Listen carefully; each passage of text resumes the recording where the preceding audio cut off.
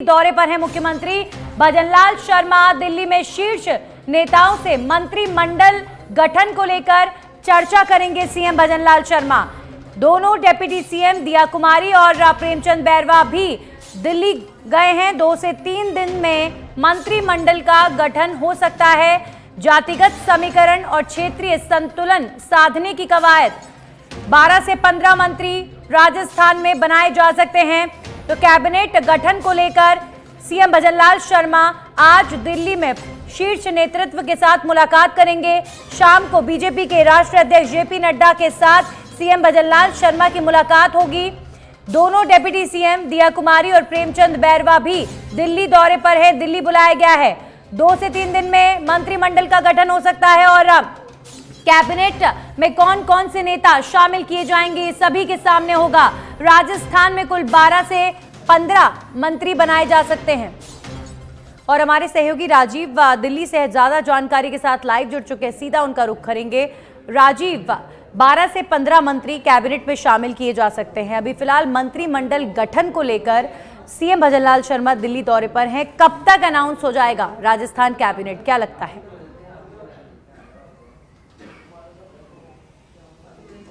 बिल्कुल, देखिए, सबसे पहले मैं बताना चाहूँगा कि इस समय मैं दिल्ली एयरपोर्ट पे हूँ और थोड़ी देर में ही मुख्यमंत्री भजनलाल शर्मा और दोनों उप मुख्यमंत्री दिया कुमारी और प्रेमचंद बैरवा जो उनके साथी आ रहे हैं, ये सभी लोग दिल्ली पहुँचेंगे और शाम 5 बजे जानकारी जो मिलेगी 5 से 5:30 बजे जो है बीजेपी के राष्ट्रीय अध्यक्ष जेपी नड्डा के साथ उनके आवास पर इन लोगों की मीटिंग होगी।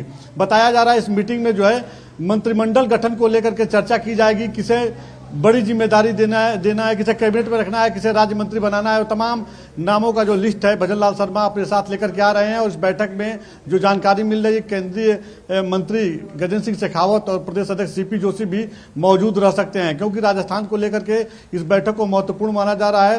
क्योंकि देखिए, राजस्थान में मुख्यमंत्री और उप मुख्यमंत्री तो मिल गए हैं, लेकिन अभी जो है केंद्रीय मंत्री, कैबिनेट मंत्री और राज्य मंत्री कौन कौन होंगे, इन नामों को लेकर चर्चा की जा रही है। लेकिन वो नाम अभी सामने नहीं आ रहे हैं। बताया जा रहा है कि जल्द ही जो है वो नाम सामने आ जाएंगे। 1 से 2 दिन में मंत्रिमंडल का गठन कर लिया जाएगा।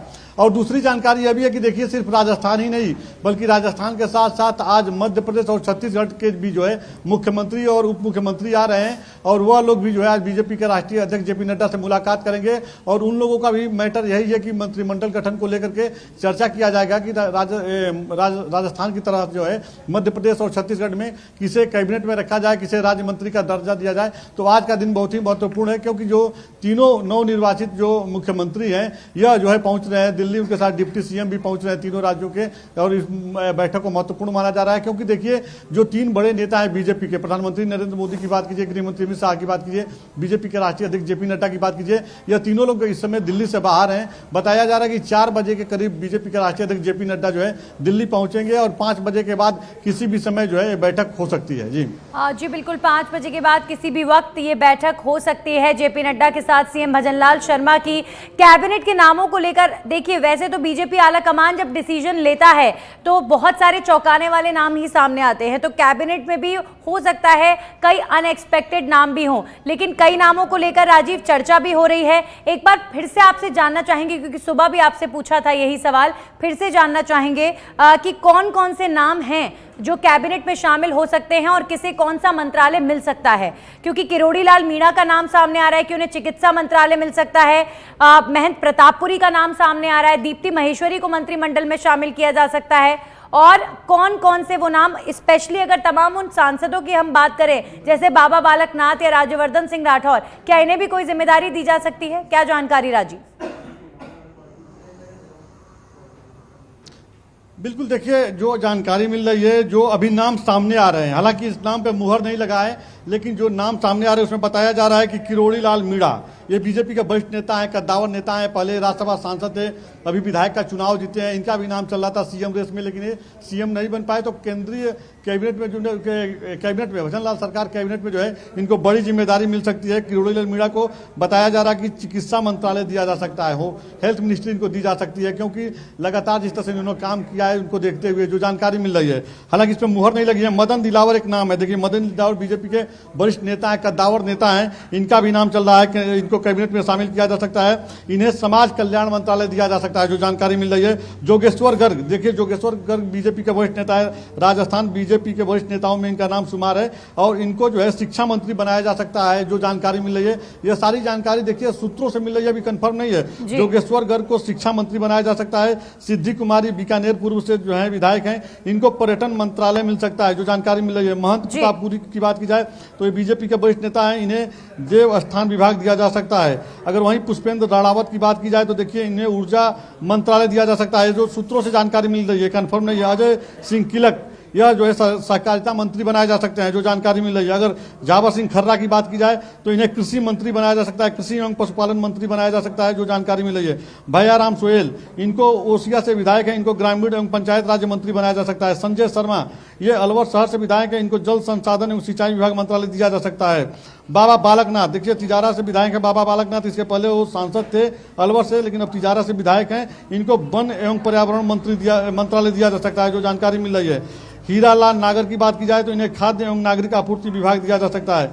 शत्रुघ्न गौतम का नाम चल रहा है, शत्रुघ्न गौतम को कैबिनेट में शामिल किया जा सकता है।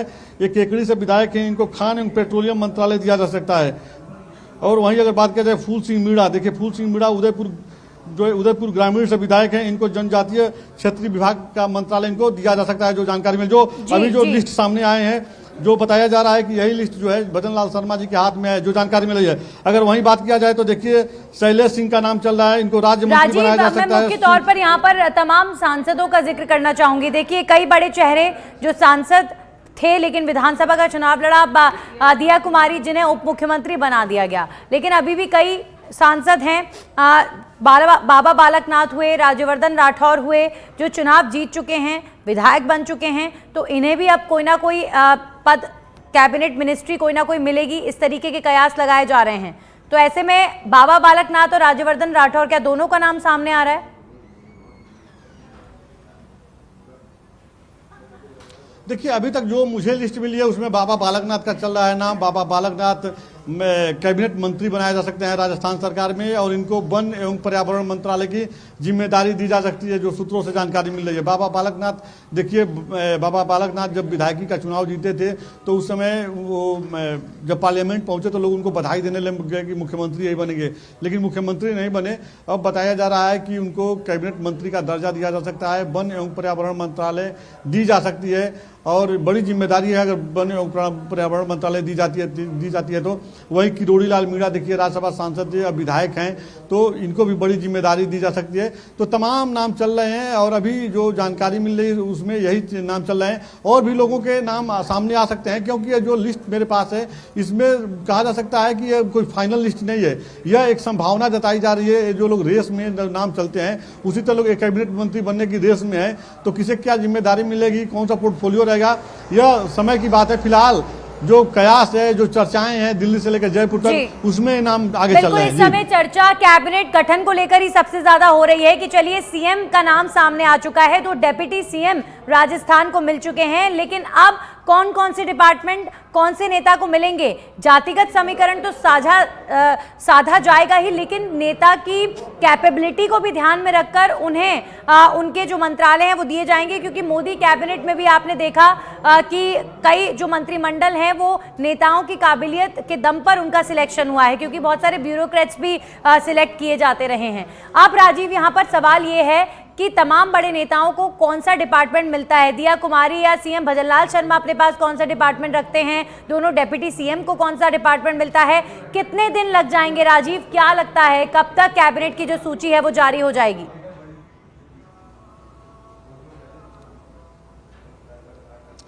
बिल्कुल, देखिए जो जानकारी मिल रही है कि आज की जो बैठक है बहुत ही महत्वपूर्ण बैठक है, सिर्फ राजस्थान ही नहीं बल्कि मध्य प्रदेश और छत्तीसगढ़ के लिए भी महत्वपूर्ण बैठक है, क्योंकि आज की बैठक में तीनों राज्यों में मंत्रिमंडल गठन को लेकर जो नाम चल रहे हैं, किसे क्या जिम्मेदारी दी जाएगी वो लगभग फाइनल कर लिया जाएगा, जो जानकारी मिल रही है।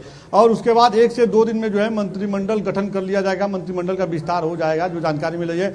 और कौन कौन लोग मंत्री बन रहे हैं, किसे क्या पोर्टफोलियो मिल रहा है, यह देखना महत्वपूर्ण होगा। फिलहाल जो जानकारी मिल रही है सूत्रों से कि किरोड़ी लाल मीणा को स्वास्थ्य मंत्रालय दिया जा सकता है, बाबा बालकनाथ को वन एवं पर्यावरण मंत्रालय दिया जा सकता है, सिद्धि कुमारी को पर्यटन मंत्रालय दिया जा सकता है। इस तरह के बात सामने आ रही है, इस तरह की बातें सामने आ रही है, चर्चाएं चल रही हैं दिल्ली से लेकर के।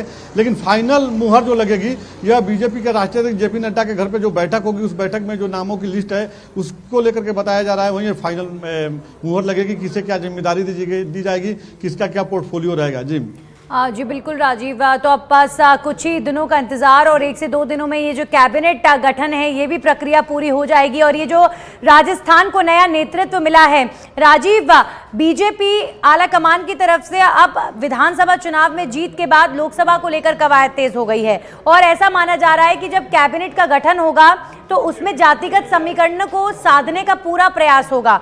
तो जब बीजेपी, क्योंकि आप बीजेपी को लंबे वक्त से कवर कर रहे हैं, तो आपसे जानना चाहेंगे कि जब कैबिनेट का गठन होता है, जब किसी मंत्री को कैबिनेट मंत्री बनाया जाता है तो क्या कुछ देखा जाता है, क्या ज्यादा हावी होता है, नेताओं की काबिलियत या फिर जाति?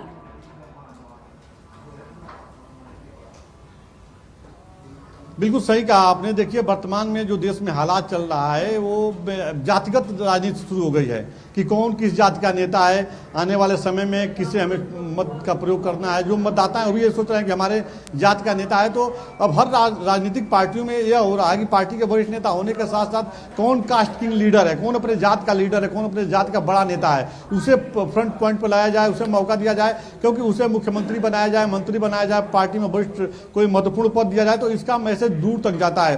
सिर्फ एक राज्य ही नहीं बल्कि दूसरे राज्य में भी जाता है। देखिए भजन लाल शर्मा चूंकि ब्राह्मण समाज से आते हैं तो उन्हें वहां पे जो बनाया गया है मुख्यमंत्री राजस्थान का तो बनाया गया है, लेकिन इसका मैसेज सिर्फ राजस्थान ही नहीं बल्कि उत्तर प्रदेश, बिहार, झारखंड तमाम राज्यों में गया कि बीजेपी ने जो है एक ब्राह्मण को मुख्यमंत्री बनाया गया है। तो ब्राह्मण समाज में बड़ा उत्सव है इसको लेकर के।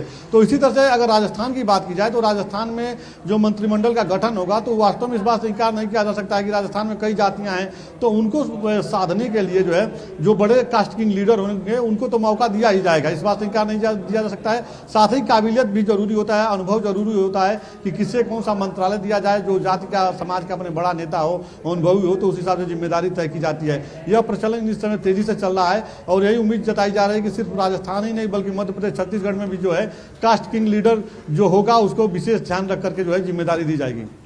जी बिल्कुल, अब देखने वाली बात होगी। और राजीव, ये भी चर्चा तय है कि जल्दी कैबिनेट का गठन होगा और उसके बाद संगठन स्तर पर भी बड़े फेरबदल हो सकते हैं, यानी बहुत सारे कास्ट के नेताओं को कैबिनेट में तो तवज्जो दी ही जाएगी, लेकिन जो रह भी जाते हैं तो उन्हें संगठन में बड़ा पद मिल सकता है, संगठन में भी बड़े फेरबदल होंगे। इस तरीके की खबरें आ रही हैं बीजेपी में।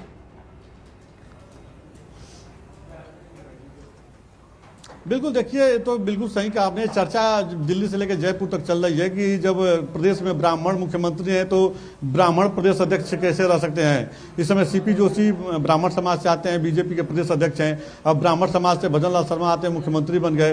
लंबी कहा जा सकता है लिस्ट बनी हुई है, राजस्थान में चर्चा का विषय बना हुआ है कि देखिए बीजेपी का प्रदेश अध्यक्ष सीपी जोशी ब्राह्मण है, राजस्थान का जो मुख्यमंत्री भजन लाल शर्मा ब्राह्मण है, राजस्थान के डीजीपी उमेश मिश्रा ब्राह्मण है, राजस्थान की चीफ सेक्रेटरी उषा शर्मा ब्राह्मण है। तो ये बिल्कुल सही बात है, चर्चाएं चल रही हैं, तो इस बात से इनकार नहीं किया जा सकता है। सामने लोकसभा चुनाव है तो पार्टी अपने रणनीतिक रूप से जो है तमाम बदलाव कर सकती है इसमें। जी चलिए, शुक्रिया राजीव आपका तमाम जानकारियों के लिए।